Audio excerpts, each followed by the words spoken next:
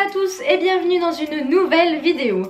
Je suis heureuse de vous retrouver aujourd'hui pour vous parler de grignotage. Oui, grignotage, à vous, tu sais ce que ça veut dire. Je vais vous donner mes petits trucs et astuces pour éviter de grignoter. Soyons clairs, le grignotage c'est pas votre ami, c'est pas votre allié, donc on va en parler un petit peu plus. Le problème avec le grignotage c'est que l'on pense avoir faim et que la plupart du temps c'est vraiment psychologique et c'est qu'une envie de gourmandise.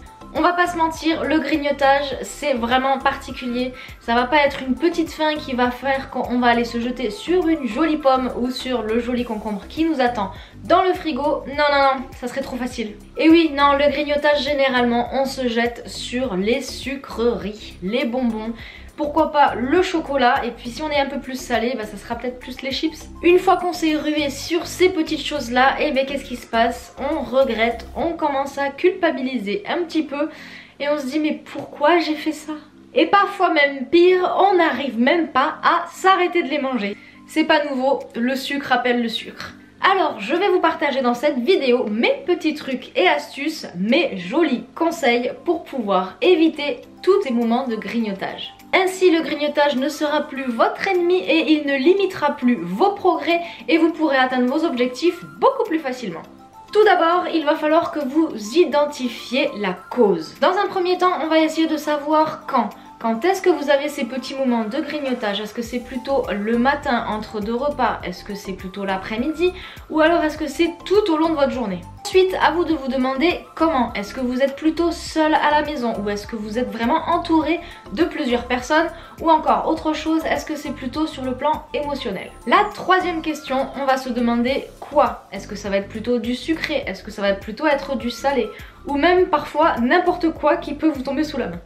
Ensuite, on va se demander pourquoi. Alors, est-ce que c'est pour compenser? Est-ce que vous êtes en période de stress? Ou alors est-ce que c'est par ennui? Est-ce que c'est un moment où vous savez pas quoi faire et pour le coup vous vous jetez sur n'importe quoi? Ou alors est-ce que c'est tout simplement par gourmandise? Parce que oui, la gourmandise est un vilain défaut. Par gourmandise, on peut aussi se demander est-ce que vous êtes addict au sucre? Et enfin, est-ce que vous avez tout simplement faim? Et à ce compte-là, c'est peut-être que vos repas sont mal composés. Donc voilà, maintenant que vous avez identifié vos causes de grignotage, on va passer maintenant à mes astuces. Dans un premier temps, on va essayer d'éviter ces sources de grignotage. Et pour ça, il va falloir un petit peu vider les placards. Par vider les placards, il va falloir mettre de côté tout ce qui vous fait envie et tout ce sur quoi vous vous jetez quand vous n'allez pas bien. Et on va faire en sorte de ne plus les acheter. Pour ne plus les acheter, il va falloir aller faire ses courses. Et pour faire ses courses, moi, ma petite astuce, c'est d'essayer d'y aller le ventre plein. On sait tous que quand on a faim, qu'on fait les courses, on a vraiment envie d'acheter tout et n'importe quoi. On passe même dans les rayons dans lesquels on n'allait même pas normalement. Et là, c'est le drame. On passe à la caisse et on a pris tout ce qui est Mars, Twix, céréales, Nutella peut-être. Voilà, en faisant nos courses avec le ventre plein, on va éviter tout ce qui est achat compulsif. Et petit à petit, avec le temps, on va s'améliorer. Ce qui fait qu'on va avoir un peu moins envie de manger n'importe quoi. Ensuite, une seconde astuce, ça va être de prévoir ses repas un petit peu à l'avance. Alors pas forcément de faire des meal prep ou de prévoir tous ses repas à la semaine, mais au moins la veille pour le lendemain, savoir ce que vous allez manger le matin, le midi et le soir. Et pourquoi pas également vos collations que vous prévoyez, que vous emportez avec vous, ce qui permet de ne pas être dans l'imprévu et de se jeter sur n'importe quoi. Au moins on évite la tentation. La troisième petite astuce, ça va être de prendre le temps pour manger. On est tous très pressés par le temps. Il est vrai que des fois le midi pour le travail on n'a pas forcément le temps entre une demi-heure de pause etc. Mais il faut essayer de prendre le maximum de temps pour manger. Le cerveau met un petit peu de temps à détecter que vous êtes en train de manger, du coup le minimum, moi ce que je préconise c'est de manger en 20-30 minutes. Essayez de compter à peu près par exemple combien de mastications vous faites pour avaler un aliment. Et bien si vous faites par exemple 10 mastications, essayez d'en faire peut-être 15 ou 20, comme ça vous mangez un peu plus lentement. Le tout est de ne pas engloutir son repas en 5 minutes. Une autre petite astuce, c'est à la fin de son repas, essayez de terminer si vous pouvez en vous brossant les dents. Pourquoi? Puisque quand on va se brosser les dents, on va avoir ce goût mentholé dans la bouche et on va pas forcément avoir envie de manger quelque chose derrière. C'est un petit peu bête, c'est pas forcément évident quand on est au travail de se brosser les dents, mais pourquoi pas éventuellement prendre un chewing-gum mentholé ou un petit bonbon mentholé. Ça va pas ruiner non plus votre diète, mais au moins ça va vous empêcher de vous jeter par exemple sur les chocolatines que le collègue a ramenées ou sur le petit carré de chocolat qui est dans le placard qui traîne et qui vous fait de l'œil. On a un goût frais, tout va bien. Et puis en plus, je sais pas si vous avez déjà essayé de manger ne serait-ce qu'un carré de chocolat juste après vous êtes brossé les dents, franchement, entre nous, il est vraiment dégueulasse. Ensuite, on ne saute aucun repas. Oui, vous avez bien entendu. On ne saute aucun repas. Quand je dis on saute aucun repas, ça veut dire de vraiment penser à prendre son petit déjeuner, son déjeuner et son dîner. Et si vous avez vraiment faim entre ces repas, pourquoi pas ajouter des petites collations. Ainsi, en ajoutant ces petites collations, vous n'aurez plus de sensation de faim, ou alors vraiment très peu. En modifiant comme ça votre rythme alimentaire et en ajoutant peut-être ces collations, ça fera en sorte de ne plus vraiment avoir faim et du coup vous transformez vos grignotages en collation. Alors attention, je vous vois venir, hein. La collation c'est pas un Mars, c'est pas un Twix. Non, on va prendre dans ce cas-là peut-être une pomme, on va prendre des amandes, on va prendre peut-être un petit peu de noix et puis si jamais vous avez ou si vous voulez, vous pouvez aussi prendre des barres protéinées. Non, pas n'importe quelle barre. Moi par exemple, voilà, ça c'est ma collation fétiche. C'est une barre protéinée, vous avez tous les apports qu'il faut. Et ça fait plaisir en même temps parce que c'est un goût chocolaté et un goût de caramel. Après je peux très bien aussi prendre des fruits. Moi je suis une grande fan des framboises. Vous me mettez une petite barquette de framboises, je peux vous la finir en 5 minutes. Non, c'est pas vrai. Je l'ai pas commencé il y a 5 minutes celle-là. Elle est presque vide. Bon non, revenons-en où on en était. Les collations, évidemment, vous pouvez les inclure dans votre journée. Par contre, attention, une collation, vous n'allez pas la prendre à 10 h si vous avez mangé à 9 h. Non, ça marche pas comme ça. Il faut que vous espaciez un minimum tous vos repas pour justement que vous n'ayez pas cette petite fringale. Voilà, il faut vraiment que vous pensiez à cette petite collation pour éviter de vous jeter sur tout et n'importe quoi. Ça peut être du blanc de poulet, ça peut être du fromage blanc, une pomme, une banane.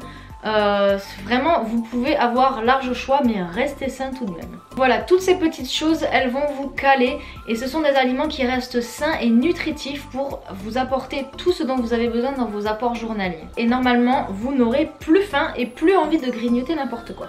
Alors quand je parle d'inclure toutes ces collations à votre journée, il faut bien entendu qu'ils soient comptabilisés dans votre apport journalier total. C'est-à-dire que si vous avez 1500 kcal à consommer ou 2000 kcal, peu importe, il faut que vous incluiez les collations évidemment dans ce total. Bon, ça c'est un autre sujet, d'ailleurs si jamais ça vous intéresse, n'hésitez pas à me le dire en commentaire si vous voulez une vidéo en particulier sur ce sujet. Une autre petite astuce, c'est d'essayer d'inclure à chaque fois votre apport en protéines dans chacun de vos repas, que ce soit dans vos collations ou ne serait-ce que évidemment dans vos repas.